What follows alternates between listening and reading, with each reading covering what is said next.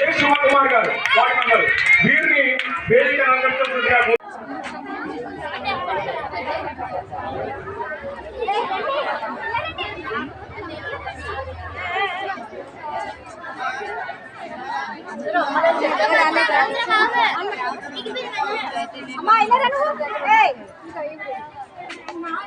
ఎవరికైనా సరే ఆ ప్రభుత్వాన్ని వినియోగించుకోవాలి. మనం ఫలానా పాత ప్రభుత్వంలో వచ్చింది అదే పట్టు కూర్చుందామని వద్దు. ఎందుకంటే మనకి ఏ ముఖ్యమంత్రి వచ్చినా ఒకటే మనకి. ఎందుకంటే మనకు డెవలప్మెంట్ కావాలి. డెవలప్మెంట్ కావాలంటే మనం కూడా మంచి కృషి చేయాలి.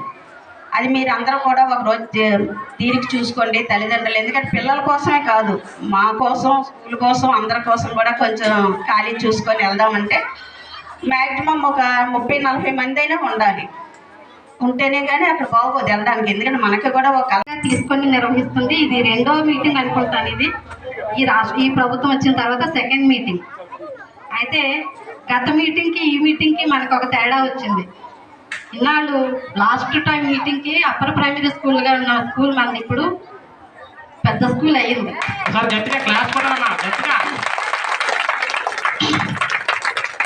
ఈ స్కూలు ఇంత దినదినాభివృద్ధి చెందడానికి ముఖ్య కారణం ఇక్కడ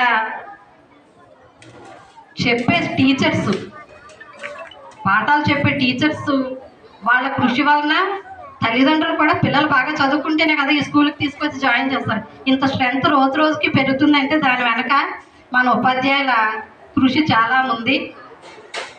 చదువు పరంగానే కాకుండా వాళ్ళ వ్యక్తిత్వ వికాసమే కానీ, అదర్ యాక్టివిటీస్, కల్చరల్ యాక్టివిటీస్ కానీ, లేకపోతే సోషల్ యాక్టివిటీస్ కానీ, ఇప్పుడు ఈ మొక్కలను పెంచడం ఇలాంటివన్నీ పిల్లలకి చిన్నప్పటి నుంచి అలవాటు చేయడం ఈ స్కూల్లో చాలా చాలా చాలా బాగా మెయింటైన్ చేస్తున్నారు ఈ కార్యక్రమాలన్నీ.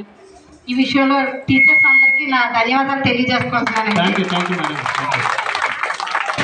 అంతేకాకుండా ఈ స్కూలు అప్పర్ ప్రైమరీస్ నుంచి డెవలప్ చెందడం కోసం ప్రతి ఒక్కరి కృషి ఉంది ఈ స్కూల్లో టీచర్స్ దగ్గర నుంచి, పేరెంట్స్ దగ్గర నుంచి, స్కూల్ కమిటీ మెంబర్స్ నుంచి, గ్రామ పెద్దల నుంచి, మన జెడ్పీ వైస్ చైర్మన్ గారి దగ్గర నుంచి, ఎంపీపీ గారి దగ్గర నుంచి కూడా ప్రతి ఒక్కరి సపోర్టు సహకారంతో మన ఎమ్మెల్యే గారి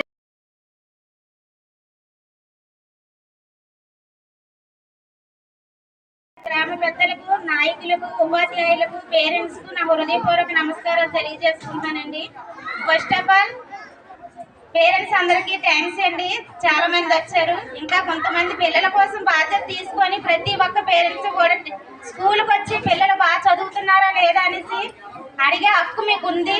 ప్రతి ఒక్కరు ఏదో ఒక టైంలో రావాలి, ఫుడ్ బాగుందా లేదా అని చెక్ చేయాలి, అన్నీ చూసుకోవాలి. అలాగే ఈ స్కూల్ హై స్కూల్ అవడానికి ముఖ్య అతిథులైన మన ప్రసన్న మేడం గారు, సత్యవతి గారు, అలాగే గ్రామ నాయకులు, అలాగే నీటిపల్లి రాజు గారు చాలా కృషి చేశారు.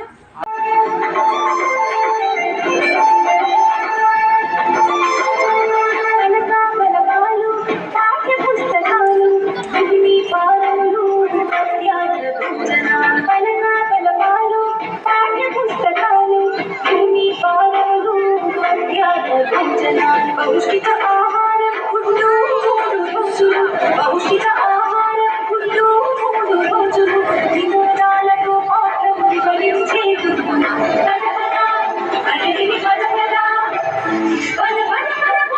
సర్కారు పైసలు ఖర్చు లేని సర్కారు